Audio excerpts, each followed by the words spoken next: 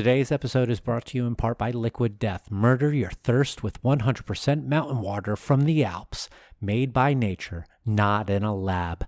Available both still or sparkling, Liquid Death is infinitely recyclable in tall boy cans, just like beer, and never in plastic. Get a case delivered to your house today at unitedweDrink.com/liquiddeath, and you can get a free koozie pack by using the code FREEKOOZIEAF. That's FREEKOOZIEAF at checkout. Just add any Liquid Death koozie pack to your cart, use the code, buy some water, and get these sweet-ass koozies for free with your thirst-murdering water. From Liquid Death at unitedwedrink.com/liquiddeath. Now enjoy the show.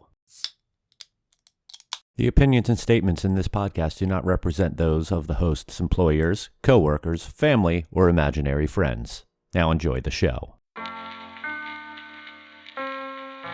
Happy hour? More like amateur hour. Welcome to United We Drink.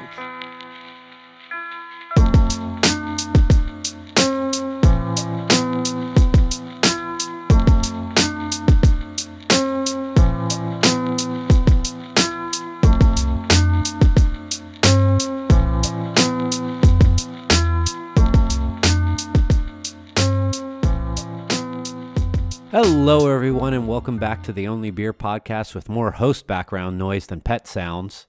Maybe that's a Beach Boy joke. I don't know. Welcome to United We Drink right here on unitedwedrink.com, as well as Apple Podcasts, Spotify, Stitcher, Google Podcasts, Amazon Music, and wherever fine podcasts are found. My name is Mike Urevich, and I found a mangled dead iguana in my backyard this morning, so there's that. With me first is a man who shows up to a baby shower with a tray of buffalo chicken dip, and that's a wonderful thing. It's Joel Codner. Wow, that's the first complimentary intro in a while. You must be in good spirits. I mean, who isn't when you come with your world-famous buffalo chicken dip? And I'm now experimenting with buffalo chicken dip sticks. I'm very intrigued by this, and I wish that you had a Instagram account dedicated to this adventure. Also with us is someone who's about to fulfill his adult dream of going to Cedar Point. It's Kevin Abbott. That's true. It's an honor and a privilege to be with you gentlemen tonight. You did not mention that I did not bring any foodstuffs to your baby shower. No, because but you apparently did. I'm selfish. No. But you did bring your food stuff, yourself stuff, and you brought clothing stuff and other stuffs. Joel brought those things too. He brought gifts, but I gotta say, he didn't have to bring that. I told him he didn't have to bring that, and he still brought the chicken dip. Yeah, always knock out of the park with that chicken dip.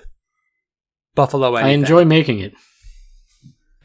Yeah, it always does seem like you just enjoy making that. I remember when we were working together at the brew pub, just one random Friday, you were like, "We're going to Publix. I'm making buffalo chicken dip." Like, okay. Like sometimes it's just one of those days, I guess. And just like had the whole kitchen surrounded around him, like, all right, this is how I do this, and they're all just like, okay, all right, yeah, oh, and then just bags of tortilla chips and a wonderful afternoon. Joel, we really got to get a kitchen at the brewery, don't we? Because that would be really nice to have. I never thought about that. Having a kitchen at the brewery, you can actually do stuff like that from time to time and not just have to get food catered in every day for lunch. I mean, I bring my food as it is already because I'm on somewhat of a strict diet, but it would be cool to have the capability to make my dip there every once in a while. I mean, it reheats really well. It's too bad there's no oven there, but microwave will do. If you want to, we can fire Ralph, and then we'll just use that money to build out a kitchen. You cool? I mean, when it comes to the culinary stuff, that's not who I was thinking of firing, but...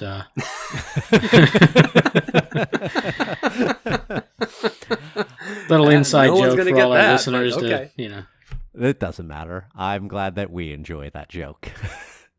Also, I feel like that's a a premature segue into the main topic of talking about things to change at Kevin's Brewery.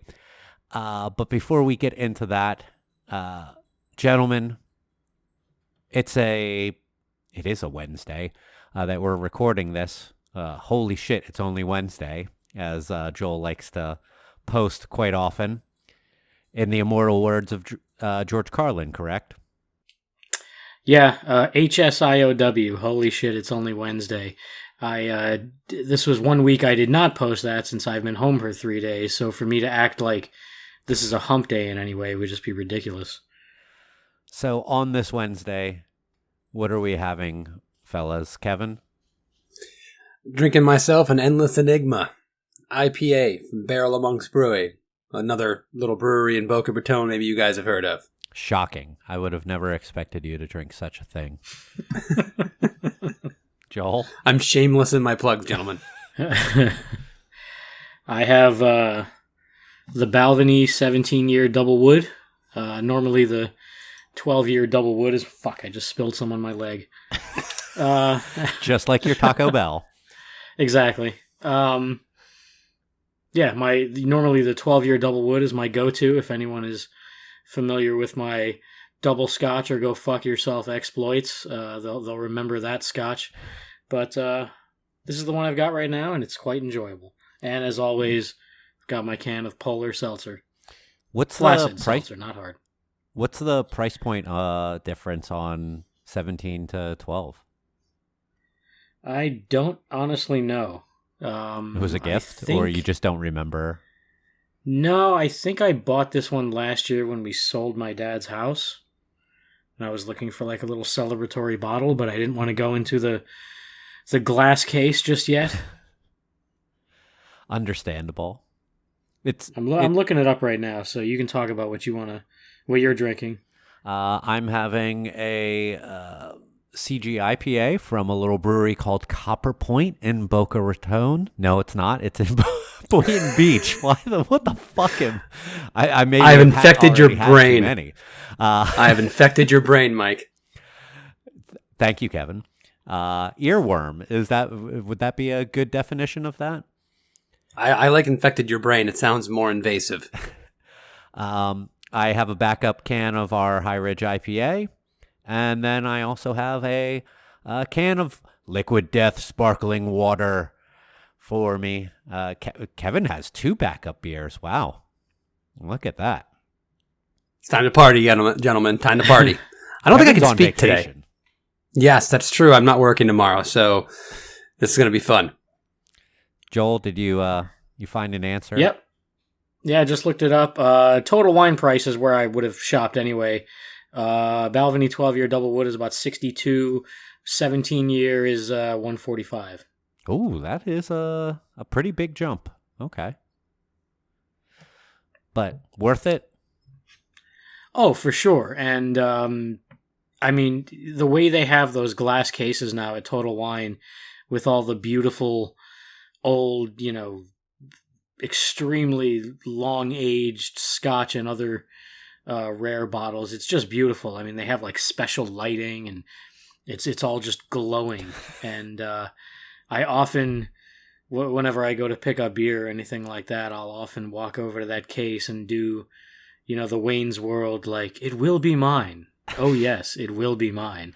I mean, they've got fucking, Glenmorangie and all sorts of like, just, old shit that is thousands of dollars that I hope to Walker somehow Blue is afford in there someday. Oh, fuck that shit. I've never had it. I don't know. We should do a whole blended.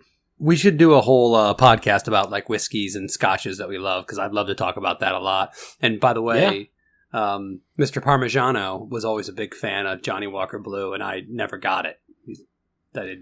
I've never had understand. It, so like I don't know. Like I like Johnny Walker Black as just like a pretty standard cheap blended scotch. I like the double black because it's nice and smoky. But it is strange that blue is always looked at in this acclaim, and while the rest of the brands are kind of like kind of budget brand stuff, or, there's a lot or of that, slightly though. higher than budget.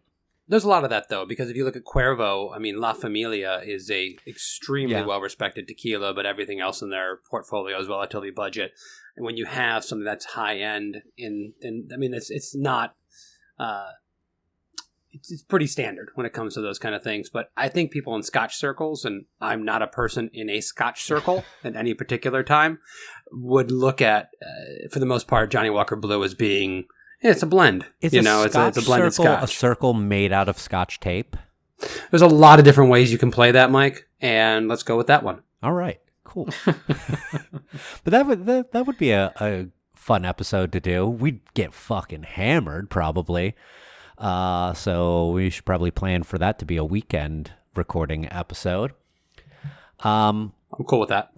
All right, so we wanted to, for this episode, try something that plays off of a previous episode. I don't remember how many episodes ago it was. It feels like it was a couple months. Joel and I did an episode to where how we would ideally open up a brewery. Not like some dream thing with like $1 million or things like that, but just like normal circumstances, having a decent budget. How would we open up a brewery? Kevin has opened up a brewery and has been able to kind of be on the ground floor to opening up Barrel of Monks and oversee the brewing, oversee a good bit of the tasting room, the distribution aspect of things. So with that said, it would be kind of fun to prick Kevin's brain and see what would you do differently with having done this now? Like, were there things that you underestimated that you probably could have put more effort into and you didn't? Or maybe things that you overestimated that you thought were going to be a lot more important than they really were once now, what are you're 6 years? 7, 8? 7, 8? We'll be at 7 here Okay. coming up next year. So we're a little over 6.5 years old. Like, looking back at this now, what are these things that you think just like, fuck, we could have done that better? So I am going to start with this, Kevin. What do you think that your system size was the right size? You're a 20 barrel brew house. You're 3 vessel? We're a 3 vessel, yeah. So a lauter ton or a mash mixer, lauter ton and combo whirlpool kettle. So was that the right size? Did you overestimate? Did you underestimate on that? I think in general it's the right size. It's also an oversized 20 because it allows us, we do a lot of high gravity beers, being a Belgian style inspired brewery first. So it allows us to do a 20 barrel batch of quad going into a fermenter and actually knock that out. And full on 20, not like just, you're about like 17 because you don't have the headspace. Yeah, and the funny thing is you talked about me opening up Barrel of Monks, and yes, Barrel of Monks was the brewery that I opened that I had the most input on because I was there on the ground floor, but I actually kind of opened up 2 breweries before that. That is that true, I had yeah. very little influence in when it comes to picking out the system, but I was still there on the ground floor and saw a lot of the mistakes and being undersized in your hot liquor tank and things of that nature that I got a chance to fix when Barrel of Monks came around. But I think we certainly had the right size brew house. In an ideal situation, I would have loved to be able to grow into a 20 barrel and have a brand that would grow in some ways, because early on we had a 10,000 square foot facility that was not nearly maximizing its space, and we were paying rent on a 10,000 square foot facility. So that's in a perfect world. We would have been able to grow from a brew pub into a mass production brewery that would actually take advantage of the space that it needed. But that's a wish that very few people have a chance to function on. So I think given our goals, we open with the right size system. And with the scalability of having 80 barrel tanks in there now, I think it works out really well. Now, Joel, you have the pleasure of working with Kevin in this facility. Are there any things that you see that have brought these types of questions to you about what went into that thought process when opening up? I mean, I've only been there, almost 9 months now, I guess. And while I wasn't there from almost been 9 months? Yeah, Jeez, December. fucking Christ. But I haven't been there from the beginning, but I have seen it grow. I mean, I remember what it looked like with just that first row of tanks, and no 40s, no 80s, nothing like that. So I think just one of the constraints of the place is just space. It's 10,000 square feet, and there's tons of shit in there. But I think I'm guessing Kevin did not bring in a feng shui consultant. Shockingly enough, no. Yeah. So look, we spend a little bit of time moving things around from here to there and there to here and up and down, and at a certain point you kind of run out of floor space, and the only way to place to go is up. But I am rather impressed with the way the place is set up, and fortunately there are brewers and scientists and doctors who were involved from the inception, so they understood their needs, and obviously it's very hard to predict the future. And coming in when they did, the market was very volatile, and some breweries were absolutely exploding, and I think a lot of people came in around that time thinking they were going to be the next big regional thing, like Cigar City. And, we know of certain breweries that opened up with oversized systems, and now they're kind of just fucked and contract brewing to fill out all that extra space. And, fortunately we keep all the tanks filled with our own beer. So, I think it's a great place. And, like I've said on here 1,000 times before, Kevin was my mentor at our first brewery and really helped me along and helped me understand how things work. And I think, they definitely benefited from having him there from the beginning to set the place up, because he was also involved in setting up Funky Buddha, the big facility back in the day. So what was the question? Were there things that you see that you might say, oh, we should have done this or had this organized in a different way? No, I mean, I just think, I think our biggest constraint, like I said, is navigating the place, and we can kind of step on each other's toes and get in the way. Like a packaging and brew day might be a little bit difficult, or a day when there's a ton of deliveries, like multiple pallets of grain and things like that, and there's only so many places we can put it. But I mean, the place functions great, and I've been on 3-barrel systems, I've been on 20-barrel systems, and a couple in between. So it's probably the best place I've worked at as far as the setup and the functionality and everything like that. And like I said, fortunately the owners know how everything works and what went into the place. There's a lot of people who just buy shit and hope that someone else will figure it out. Well, and I'll just add to that. If I had to do over again, there's some floor plan things I would do a little bit differently. I'd go higher on my cooler so I can get an extra stack of kegs in there. I might move the cooler.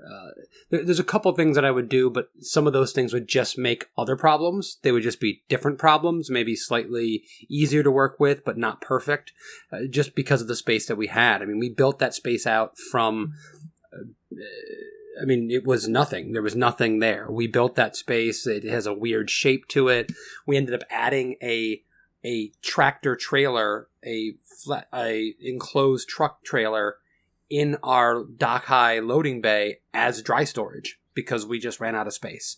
So we've had to be very creative in how we move things around and what our plans were long term for things and really think on our feet. I think everyone has to do that. I don't. That's certainly not unique. Yeah.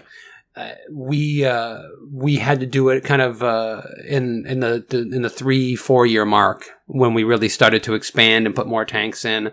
And yeah, I wish I could have some of those decisions back. But overall, the functionality of the place is pretty decent. I mean, almost every brewery, like when opening up, their floor plan has some hindsight to it. And there's going to be things like sometimes you have plumbed in your glycol on where you might want your next row of tanks to be and so on. But like very few people have like, all right, this is where the canning line's going to go, because you don't know what the specs are for a canning line, a bottling line, things like that. For increased raw materials, where are those going to go? So like floor space is a premium, and that's why in a lot of breweries you do see stuff packed up right up against one another, tanks with very minimal space to walk through. Like I feel like I'm a little bit of like I have a nice situation where I'm at, because we have pretty decent amount of space to walk between our tanks. We have the second space of our warehouse that we acquired years ago, which is where our canning line is. So we have some space between there. One of my biggest complaints sometimes is just this one space that we have hot water pumps or pipes going. Sorry about my dog. He is mad at someone pumping base in the neighborhood. And racist. Against cars.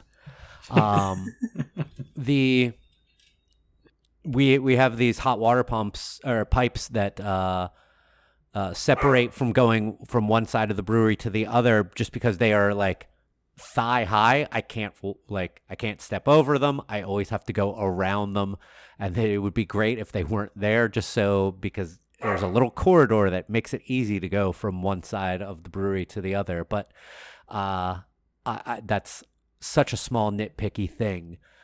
So when it comes to the brewery setups, I completely understand that like you find the space for things when they come into the need. So let's pivot over to your tap room, your tasting room, whatever you want to call it. You have a pretty intimate tasting room. It's smallish. And true. And sorry, Nugget agrees that the Barrel of Monks tap room is a little undersized.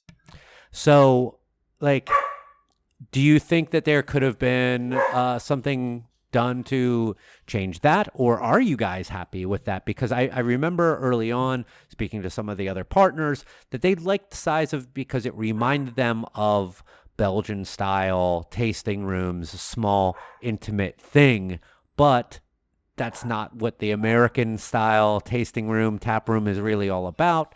Do you agree with that? Do you think that you could have improved on that? If you look at the space as it is, do I wish that we had a tasting room that was twice the size of what it is? Absolutely. But we're already busting at the seams for our production facility. So if you look at, Mike, your brewery, Copper Point, I wish my tap room was that size.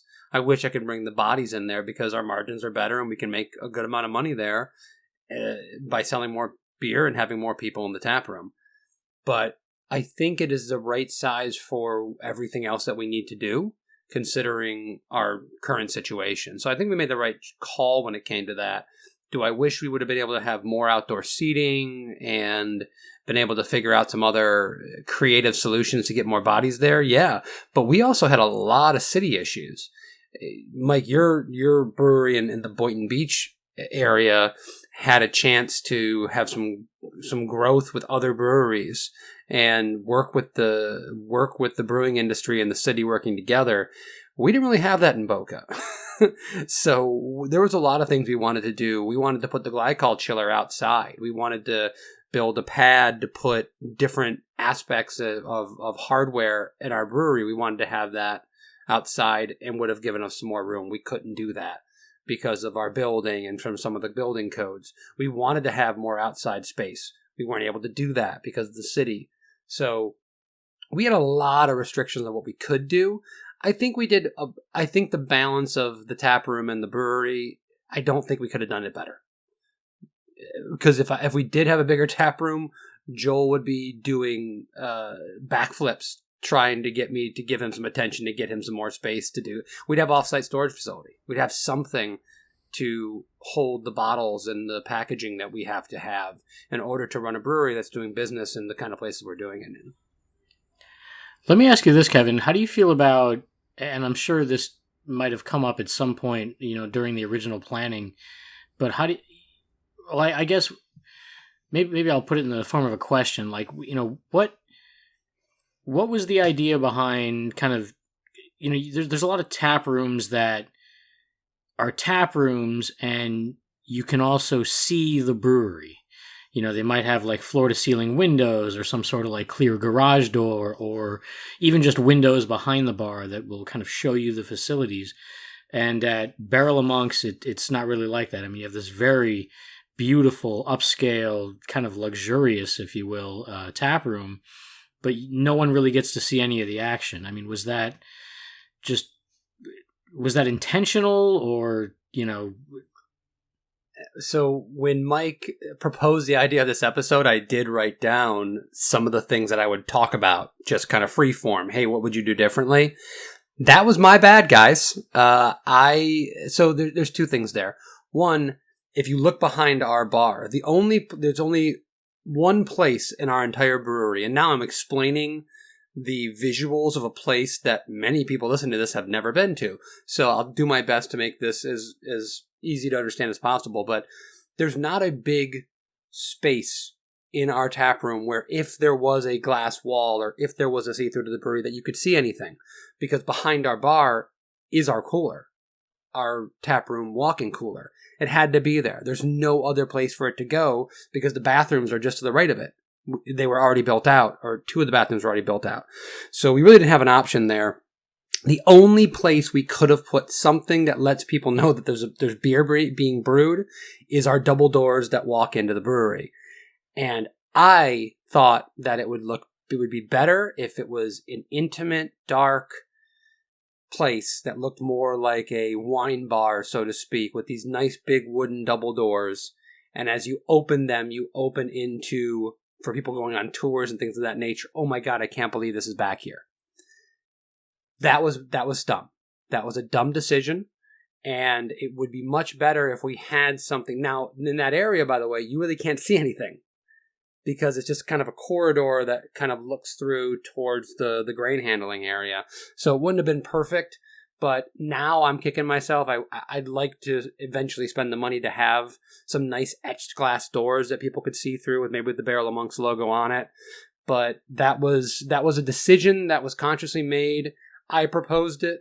My partners agreed with it. And I think we kind of dropped the ball on it. Well, I actually like it, and I didn't mean the question in any sort of negative way. I just know that different people have different feelings on whether or not they're just in a bar or if they're in a brewery. Some people really want to see the brewery. I think that part gets overthought a little bit. For me personally, I like to walk into a place and see and geek out and see all the equipment and all the action happening, but that's because I'm a brewer. The chances of you having a brewer come into your tap room every night, they're pretty slim. Well, I think, and I didn't take it as negative. This is something that I have been thinking about for years that I thought was a mistake of ours. So that wasn't you triggering that. I was thinking about it beforehand. Every time we do anything in our brewery, we have to think about, how do I feel about this? How does the craft beer public possibly feel about this? We have to guess. And how does the mainstream public feel about this? Because we've got people, first of all, we're working on our preferences. That's important, right? It needs to reflect something about the brewery, the philosophy, the people who own it. The craft beer public is more knowledgeable, more understanding. They see things more that's going on, but they're not the majority of people that are going to buy your beer when your beer's on the shelf at Publix. Right? Those are more of the non-craft beer drinkers, the people that aren't in that inner circle. what I thought was, oh, it's going to be this great thing for all these tours and all this kind of stuff, and people are going to appreciate it. Turns out, we don't get a lot of people that really want to go on tours. We get people that want to walk into a brewery and look around and see, oh, wow, they actually do this back here. And those are more casual people that aren't going to sign up for a tour on Groupon or what have you. And I need to spoon feed that person a little bit more. And I think it is the brewer in you, Joel, that wants to see the back. But it's also the novice person that goes, man, how cool is it that they make it right here? And if I've learned one thing in this industry over almost 15 years, it's that you have to spoon feed a customer that, because there are people that come to Barrel of Monks Brewing, drink Barrel of Monks beer, and still don't know that we make Barrel of Monks beer at Barrel of Monks Brewing. And I need to tell that story better, and a little window into that world would have done a better job of it. What about like a I don't want to call it a security camera, but just kind of some camera back there that displays on a little screen in the tap room. And I mean, it's kind of pointless when once the tap room opens, there's kind of minimal action as the brew day winds down and the packaging day winds down, but at least they get to see some shit. Well, I thought about that, but then I thought about the fact of what you guys actually do back there, and I was scared to broadcast it to the world. I didn't want people to see that. It's unseemly, Joel. So no Joel cam? I think we should put a body cam on you. Well, yeah, I was just going to say that. GoPro. Yeah. GoPro, yeah. And look, I also think that having a full view of everything going on can be a detriment in some ways. I mean, coming from the brew pub where I was at, you guys have seen that place, obviously. The idea was to have this is a very egotistic place by a very egotistic person, but you have this what they wanted, the longest bar in downtown West Palm, right? The total dick measuring contest.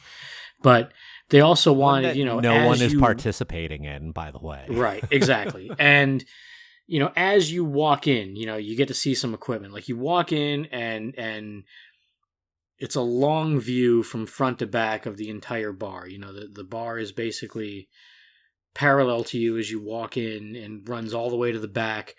And as you walk toward the back, first you get a full view of all the fermenters. Then you get a full view in the next room of all the brewing equipment.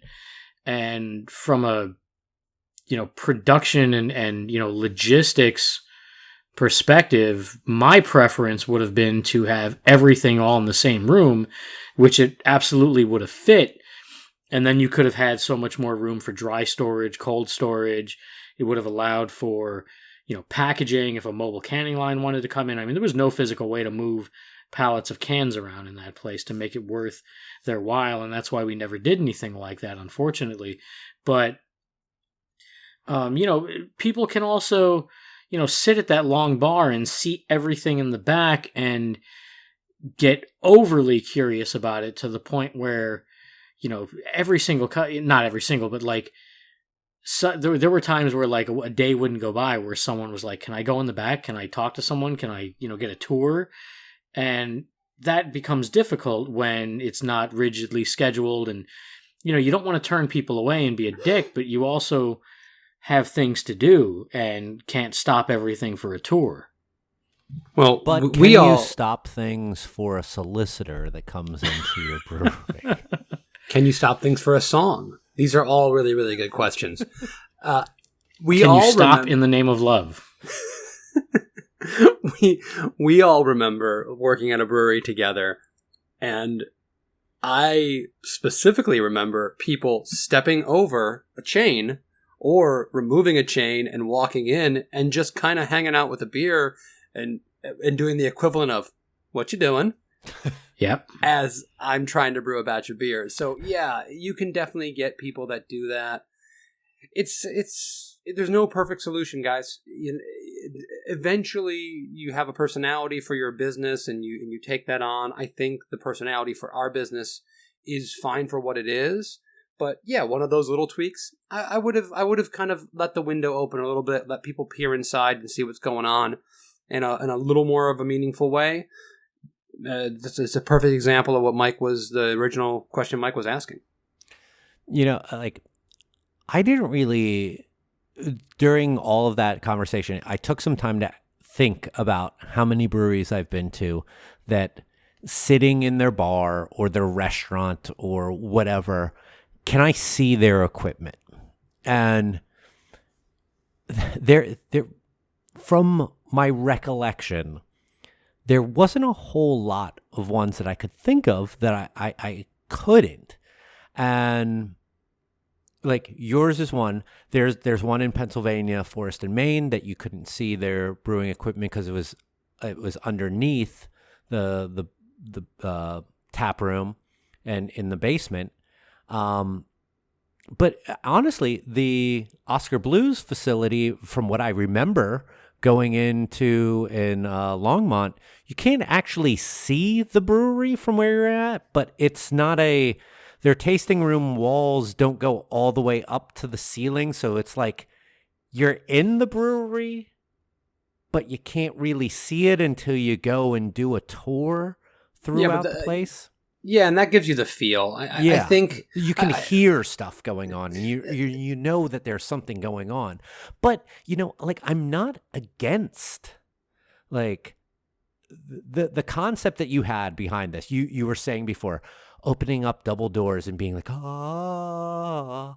I added the sound effect there, but like in essence, that's what you were kind of going for, is like awe, and it's. I kind of dig that, but not enough people. But if there isn't enough people who want to participate in a thing like that, then it's kind of moot. It's kind of for naught. And there's more people who are just like, sit down at the bar like, oh, that's where they make it. That's pretty cool. Who they're satisfied by that. They might have wanted to see that, but that's all they wanted. It's just that simple acknowledgement in their own selves of, that's where the brewing equipment is. That's where the beer's made. Cool. All right. I'll have this. People want to tell a story, and they want to bring their friends to a place and go, hey, by the way, they make this back there. And look, you can see that guy walking back, and he's wearing overalls, and he's got facial hair, so he must know what he's talking about. So that's something that people like to say, and we just didn't give them the opportunity to do that. Well, what's funny to me is that Mike and I had this debate with someone online recently about solicitors and brewhouse trespassers and the whole dynamic of having a too easily accessible brewhouse that anyone can just walk into. And obviously, we all worked together at the same place originally, and we shared that frustration of random people just walking back there. I mean, there were people who were genuinely lost going, is this the bathroom? Walking into the fucking office with the safe. And then there were just people who would deliberately step over the chain, know they're trespassing, not give a shit. I mean, I would go in on the weekends and, just to check gravities, and I would see someone on a tour reach into an opened bag of grain that had been like taped up and, grab a handful and eat it. I know Mike has his own horror stories with, people on tours. We don't have to get into all that, but we might later. But also, and you'll hear something rarely positive from me in this point, is that I also really enjoyed seeing people enjoying the fruits of my labor, because I had come from a cubicle corporate America, just fucking hellscape. So to be working, making beer and then having a direct line of sight to people enjoying it. Not only that, but having people, stand at that border between the tap room and the brewery and hoist their glass and go, hey man, good work, keep it up, and shit like that. Like, that was very fulfilling, and I enjoyed that kind of stuff. So I think that even though having that setup that they had there, which was often frustrating for us with all the people wandering back there, it was also really nice to, like I said, see the fruits of your labor and see a tangible result to the work you do, and also see people enjoying it. Now, ironically, and sorry, Kevin, I'm going to bring up IHOP again. Here we go. I feel the opposite about restaurants. I don't like being in a restaurant where I can see the kitchen and see the orders being put out.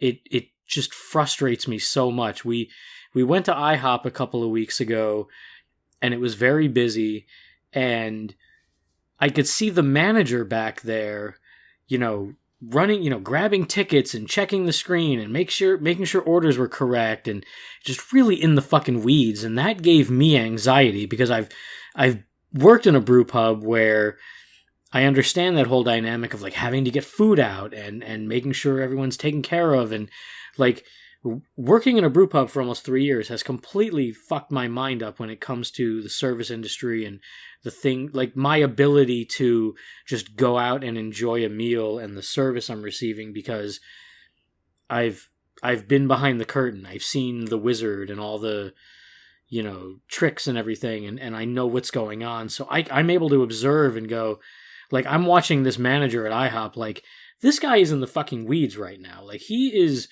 visibly stressed and losing it, and I don't want to watch that while I'm, waiting on my meal. But I do enjoy seeing all the brewhouse activity when I'm trying to enjoy a beer. But I do love the Barrel of Monks taproom setup with the sort of dimly lit, dark, comfortable, relaxed vibe. I think the entire industrial, kitschy, fucking, picnic tables and fucking cornhole boards and all that industrial string light bullshit. Like, I feel like that has been taken to the point where breweries just assume people will put up with this discomfort and this shitty look because this is local and artisanal and handcrafted and all those bullshit keywords, because like, I think you can offer something more and you can have something comfortable. I mean, when I'm sitting in Barrel of Monks, and like, this is not biased because I work there, but when I'm in there and I'm just sitting enjoying a beer, I'm comfortable, and it reminds me a bit of like the Denver speakeasies with the dimly lit vibe and the comfortable seating and everyone enjoying themselves and being a little bit more upscale. I feel like breweries don't really put enough thought into that. I think they just kind of give this kind of half-ass attempt at like, yeah, we're industrial and it's kind of a lot of concrete and steel and it's uncomfortable, but hey, that's what we are, so fuck it. And like, I think that really lends to the experience for better or for worse. It can. It definitely can. There's a lot I want to unpack from your tangent there. First of all, I want to give a shout out to M from Pites and Panels, who made an awesome little graphic about like how to open a brewery that was kind of tongue in cheek. That was like string lights and bar top or tabletops made out of barrels and all of those funny things that are like cliche for kind of like opening a brewery. Yeah, I mean, that's a meme that's gone around before, but she kind of drew it in her own way, the way she does, and she's got a pretty great following, and I think a lot of people really responded well to it. I mean, it is very cliche. Yeah. You get the string lights and the giant Jenga and all that horseshit. I mean, those barrel tables, I mean, that was my previous brewery all the way. Yeah. I mean, my very first day, I mean, we're 3 months from brewing a beer. My very first day, my boss takes me out to lunch and goes, "Hey, I got 40 wine barrels coming for you." I'm like, what the fuck am I going to do with all of that? Like, I would have to fill every tank in the building just to fill those barrels. So most of those ended up being furniture. So it wasn't like an intentional, let's do what everybody else is doing kind of thing. It just ended up being that way, that we kind of had to do something with those barrels other than fill them, because they were fucking bacteria farms. But I also really dig what you were talking about. Like, you mentioned the Denver speakeasies. I assume you're most prominently talking about Williams and Graham. Hell yes. I know a big across the board, we're all big fans of that place. And I love places like, and really the spot that I was alluding to in Pennsylvania earlier, Forest and Maine Brewery. It's a house. Their brewery is in a converted house, and the brewery itself is in the basement, and the first floor and the second floor are their restaurant and pub, and it's brilliant. The fact that I was just I go onto a patio, like up steps onto an extended patio across a house, go into a house and be seated at their bar or in their dining room. Their dining room's also upstairs, and be like, the fuck am I at?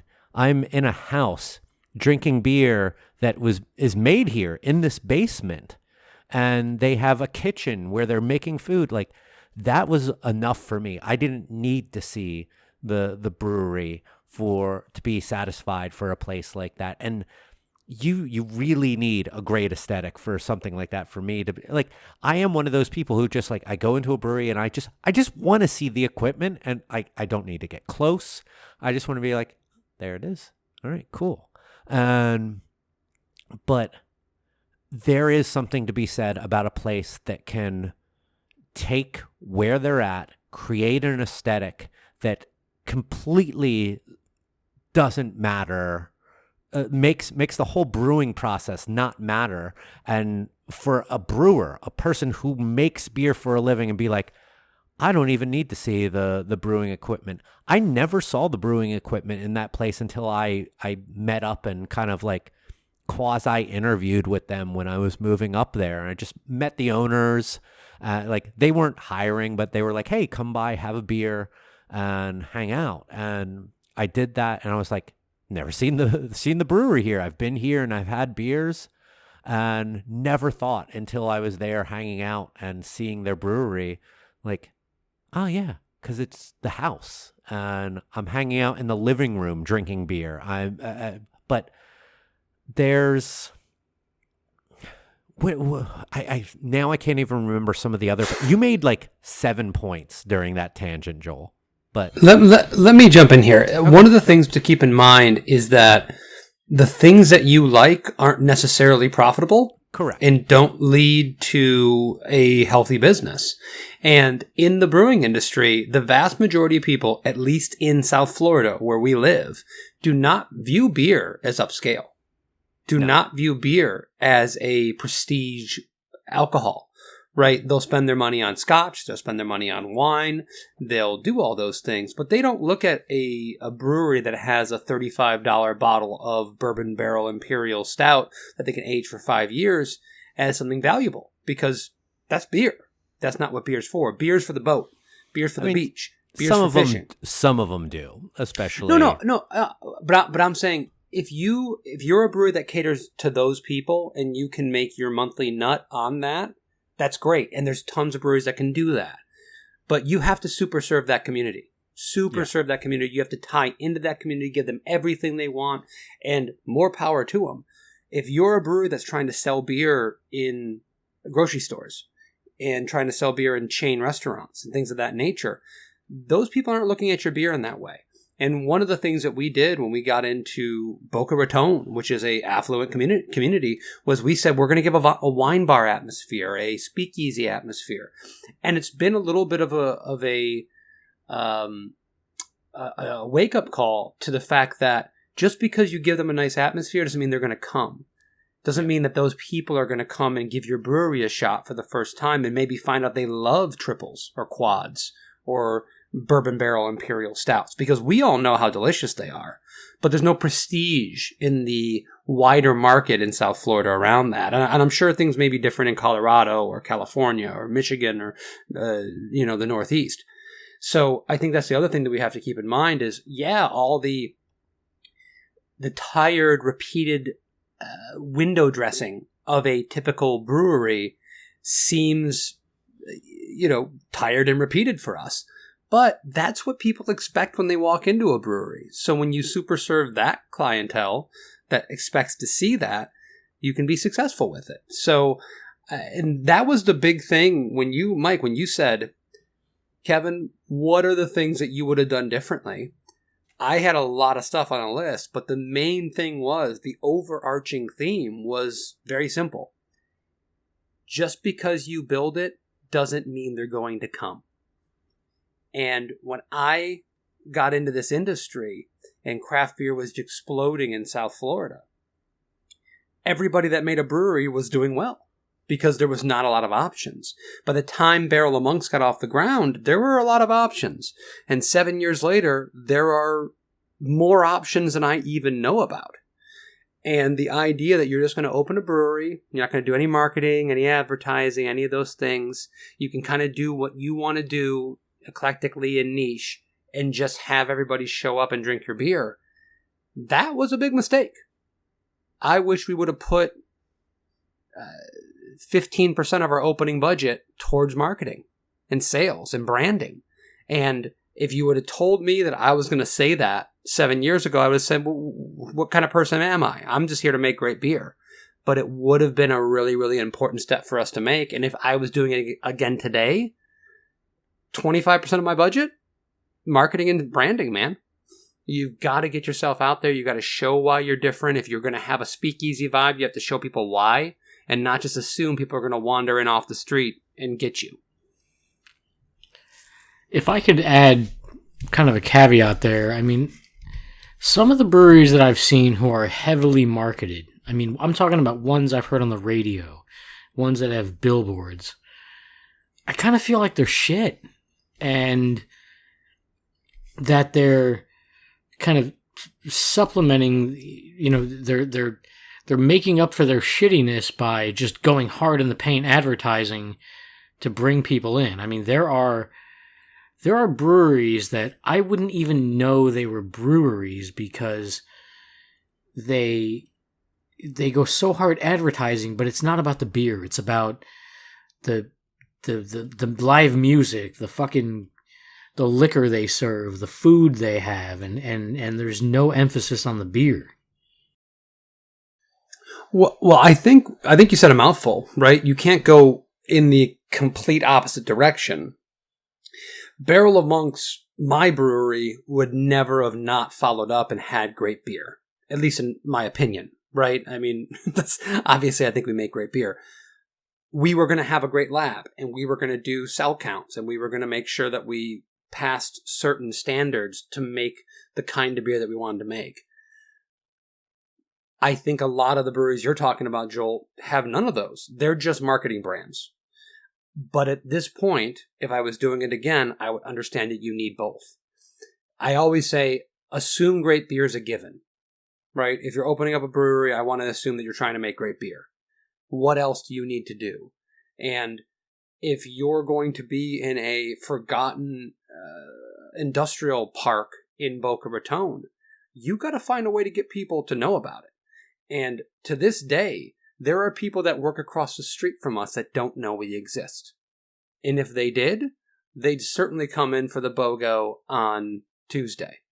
But we've never given them the opportunity. Now, we've changed that over time. We've brought on marketing people. We are evolving with the market. But if I had to do it all over again, I'd have a different focus. And making sure the quality was up. Because I don't want to market something and then have people come in and go, oh, this beer's crap.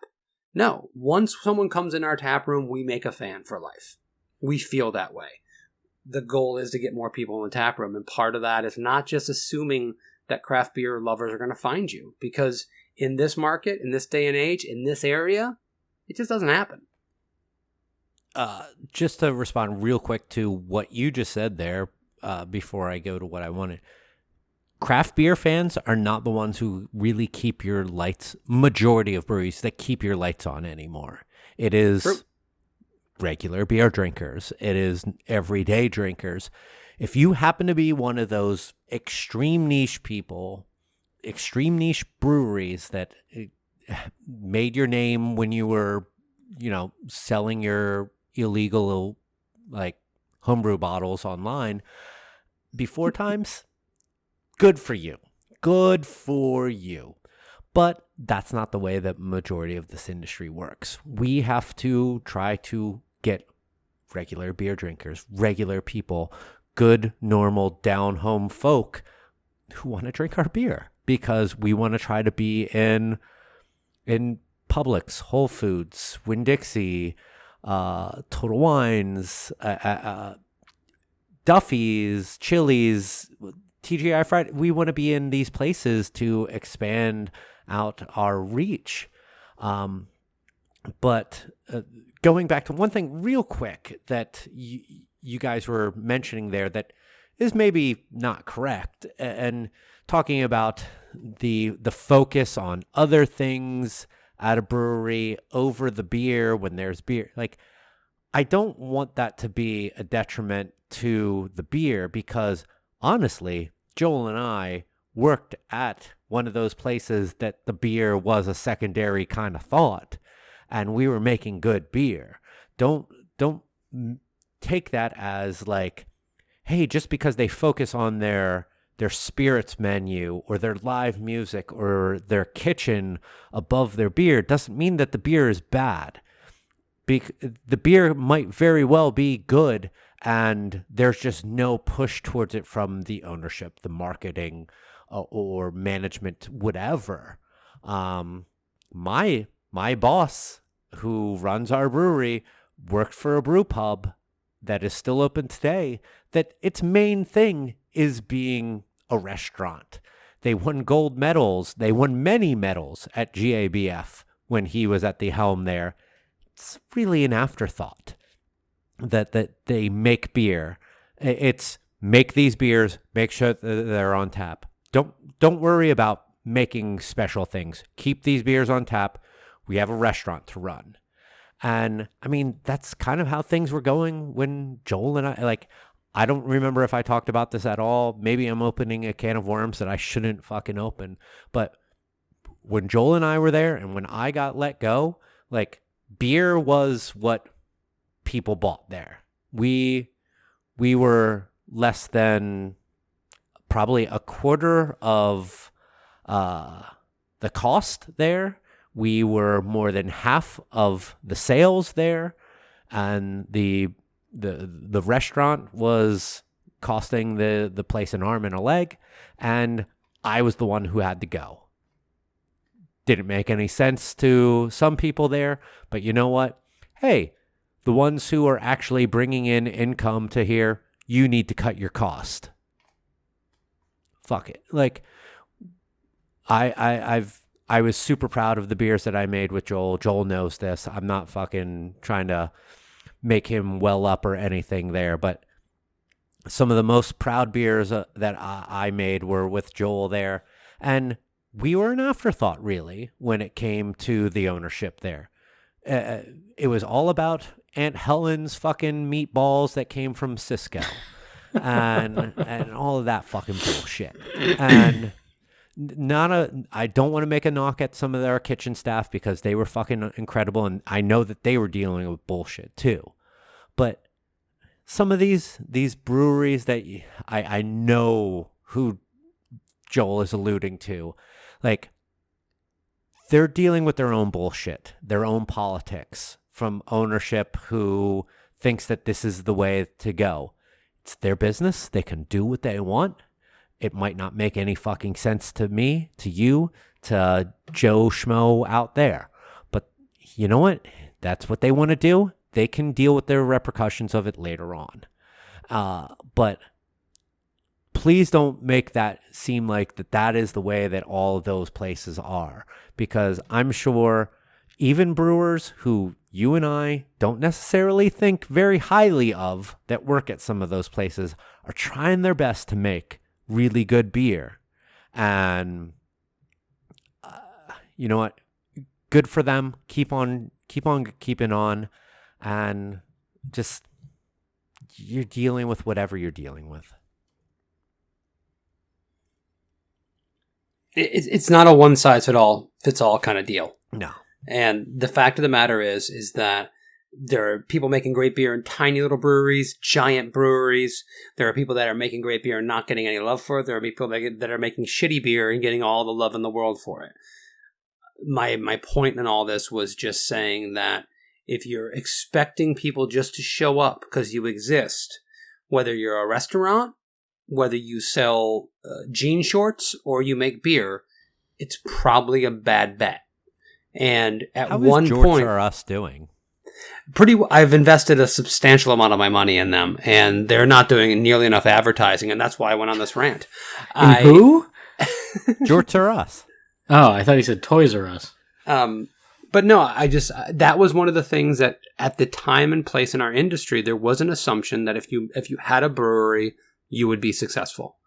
And a lot of people got into this game thinking that was going to be the case, and time has not been kind to them. No. And there's been a lot of extenuating circumstances around this, and we'll see how things flesh out over the next couple years. But we didn't think we had to make a substantial investment in marketing. We thought we would just make great beer. Every single person in the world would come in, know that it was great beer, and just come back. And it's just not the reality of our situation. I also don't think that's something that anyone should beat themselves up over too much, because during that time, like I said earlier, everyone was getting these oversized systems and thought they were going to be the next big thing. And there wasn't a lot of data to prove otherwise. I mean, beer was constantly, or Florida was constantly considered a quote-unquote beer wasteland. I mean, we heard that term 1 trillion times. And, we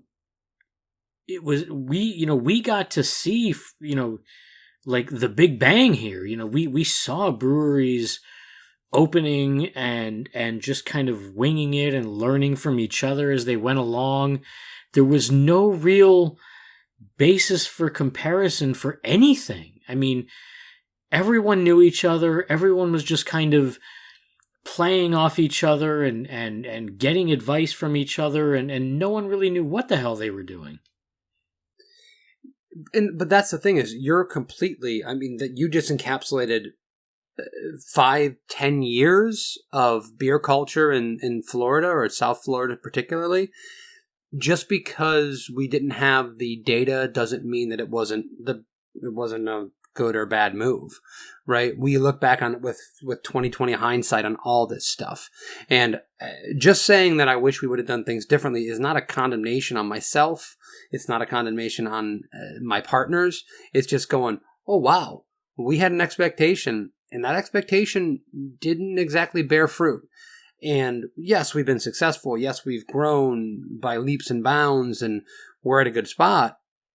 But if I had my crystal ball, if I had a little bit of a time machine, I can go back and say, hey, do this a little bit differently, there'd be a few things I would do differently. And if someone right now is out there, and statistically, every single person listening to this either works at a brewery or is planning on starting one, I would give them that same advice. Is that unless you have the best concept of all time, with ridiculously low rent, with a locked-in clientele, you've got to find a way to get that word out there and get louder than the noise. Because right now, the noise is everywhere. Yeah. 2 words, slushy machine.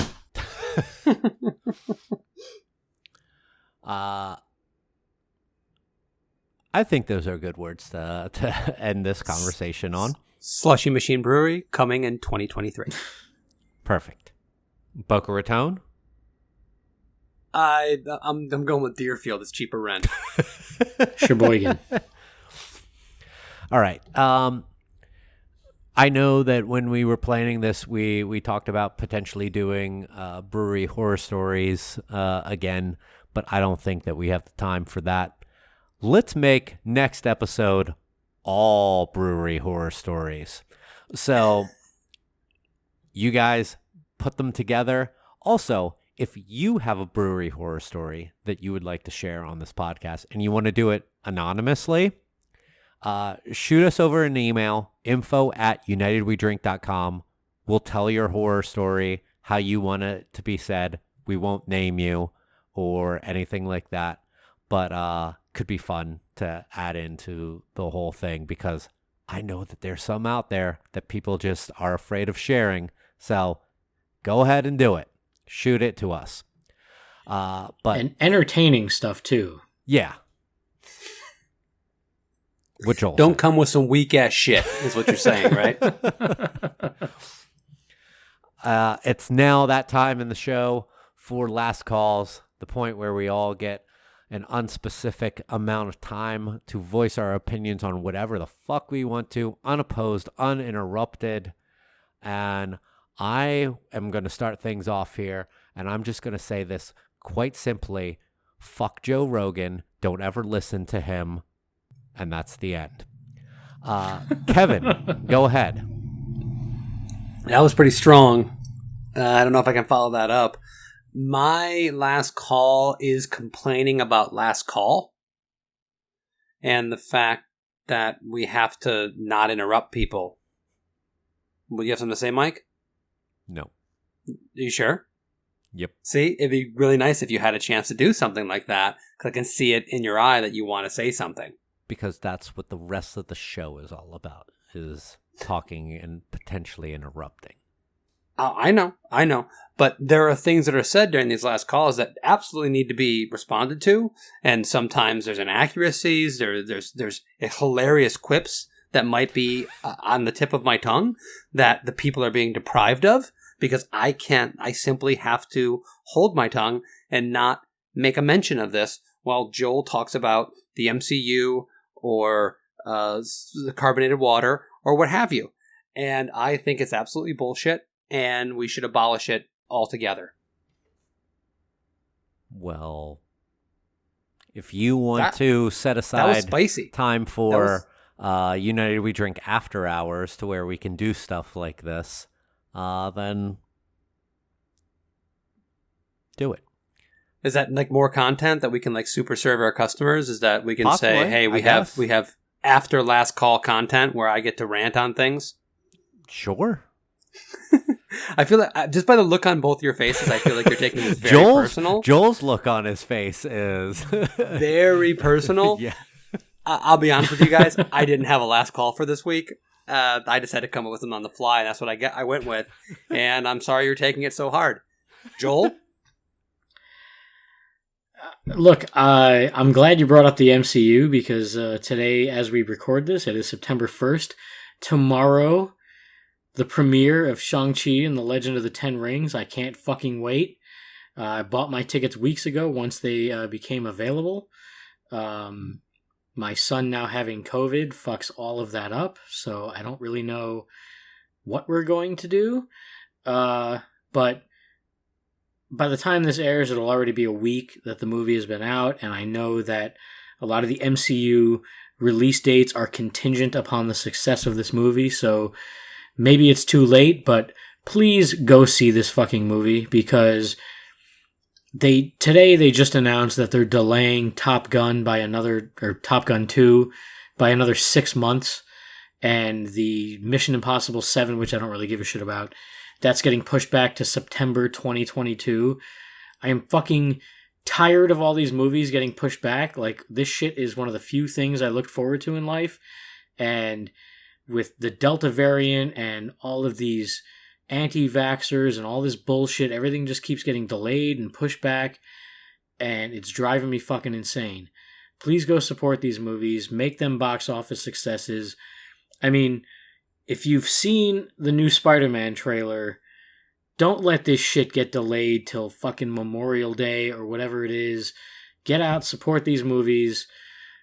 Fucking cough on people. I don't give a shit. Just get out there. Get out there, go see these movies, support them. Go see them 5-6 times. Who gives a shit? It's only money. And let's keep everything on schedule because I need the MCU. All right. Come up with your best fall plans and Joel Delta variant memes and send them over to us at United We Drink on Twitter. Because that would be funny. I had at least 3 hilarious things that I could have said during that rant, and see, the people have been robbed of it.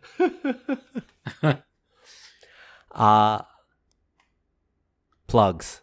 Joel? Florida DUH Brewer on Instagram. I have quit Twitter again. Thanks to you fucking self-righteous, sanctimonious assholes. Barrel of Monks. come see us, enjoy some amazing Belgian-style beers and some of the cool experimental shit we're doing, like IPAs and coffee quads and all that good stuff. Pineapple IPA. Friend of the show, Eric Hild, asked about you today. Just Oh, really? to make sure that you were okay. He's like, did he quit Twitter again? I haven't seen him tweet in a while.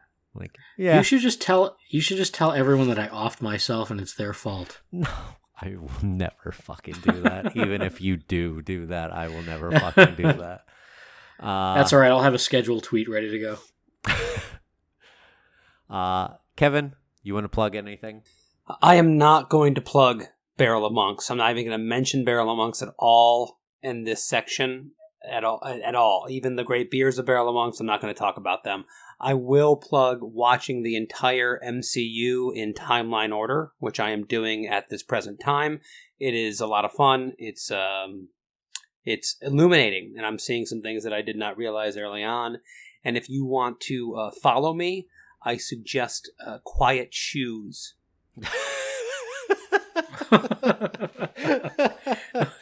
Where are you at in the chronological MCU right now? About halfway through the Avengers, the first Avengers movie. Holy shit. You got a long way to go. Oh, yeah. That's something I want to take up at some point, and it definitely does seem like something to do. But real Truer quick, words have never been spoken. Real quick something takes. to do. Thoughts on What If? Are you enjoying it, Joel? I'm enjoying it. I've fallen asleep during every single episode only because usually just beforehand I'm doing lung drugs, as Kevin calls them. But Lawn drugs? Okay, that's going to be a conversation off air. I thought the first episode was really cool and kind of showed you a what if, obviously that's what it's named. I thought the second episode was like, holy shit, they really changed a lot. And are we up to 3 or 4 today? 4's out tonight. Today's the 4th. Or today. Which I don't think any of us have watched, but probably by the time this comes out, we all have. Yeah, I thought it was great. I thought the last episode with with the Avengers and all that, it was okay.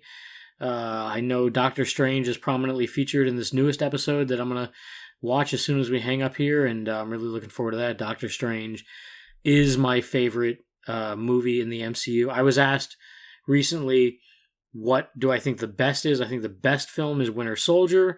I think my favorite film is Doctor Strange, though. So I'm a huge mark for Doctor Strange, so I'm looking forward to this one. Kevin, what do you think of What If? Episode 2 is first, episode 3 is 2, and episode 1 is 3. That's in the order that I enjoyed them. Sure. It just made me have to try to do math and chronological thinking. I did. Can I buy a vowel? I did that to wake you up. It looked like you were falling asleep, and I thought that I would kick your brain. Yeah, I thought I would kick your brain up a little bit by throwing that out there. I think the series is great. I will be watching the 4th episode tonight, and I'm guessing enjoying it very well. This is supposed to be a turning point episode in the season. Okay. Just so you guys know. I do a lot of reading. I'm looking forward to it. I have enjoyed it a lot. I know that my wife was a little like meh on the first episode, but then the second one was like, oh, okay, there's stuff going on here.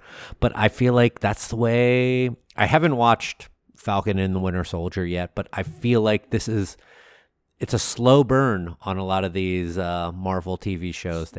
How does it feel to be a bad person? Is it uncomfortable, or do you think about that often? Or I mean, no? I sleep pretty well at night, except for the ones when my back hurts. But apparently someone I doesn't don't have a think conscience.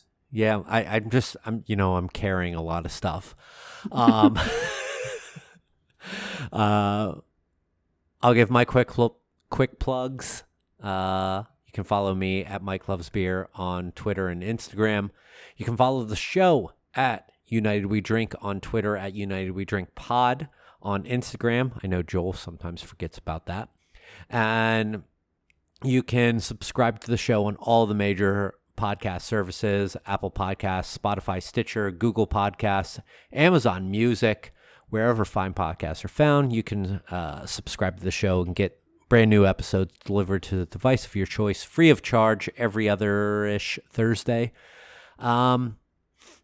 If you want to support the show financially, check out our sponsors at unitedwedrink.com/sponsors.